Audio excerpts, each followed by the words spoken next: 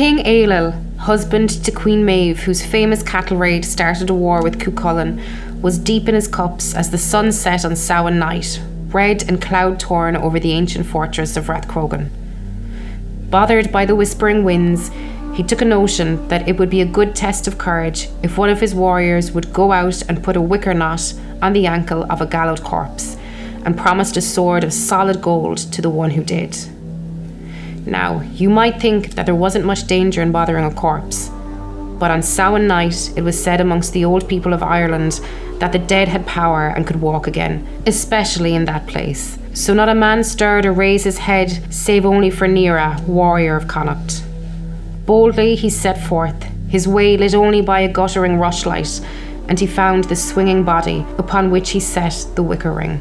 Stepping back to admire his handiwork, he almost fell tail over top when the corpse kicked and asked for a cup of water in a croak like an old door opening.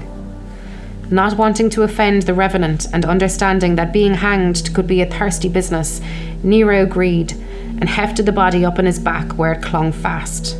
He set off as quickly as he could towards the nearest house, but didn't it erupt in flames as he approached. Shielding his face with his hands, he was spurred by the corpse like a jockey on a horse to the next house, but it sank immediately into the waters of the lake upon which it sat. "There's your water," muttered Nera, but the claws of the body dug deep into his neck. "A cup," it cursed. "A cup. I am no bullock to lap the living loch." So onwards they went, until at length, when the fear was growing on Nera as his rushlight was near to gone, they came to a house and entered. An old couple within bade them a worried welcome and gave the hanged man a cup, from which he drank 3 times. Upon swallowing the third, what did he do but spit out the lot onto the old people, who died on the spot clutching their faces. "What did you do?" cried Nera. "Didn't they give you your water?" "I was not hanged for my courteous nature," said the corpse. And so Nera brought him back to where he belonged on the gallows. Heaving a sigh of relief that the ordeal was over, he set off towards Rathcrogan, but fell into a deep hole in the darkness, finding his way out only by a strange light which beckoned him on. When he emerged into that Samhain night, he saw before him a great fire blazing, and the whole hall in ruins, heads cut off everyone, and a rampaging scythe army, red with slaughter, howling through the once fair streets.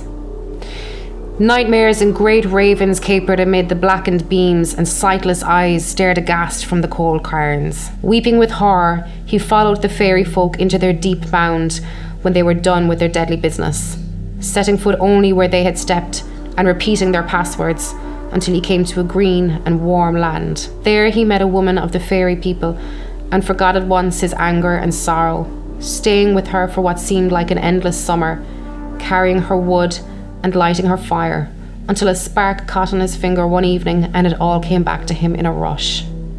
Hands shaking with rage, he swore his vengeance on the fairies, but she calmed him down, telling him that he had seen but a vision, and if he warned King Ailill, the warriors of Connacht could destroy the fairy mound before they themselves were attacked next Samhain. She put a summer flower in his hair and kissed him farewell, bidding him to remember their love and the child he had given to her, and he fled the land as quick as he could. Well, when he returned, he found he had been gone only an hour, and the king scoffed at his wild stories. But then Nera remembered the flower in his hair, and he presented it to the king as proof.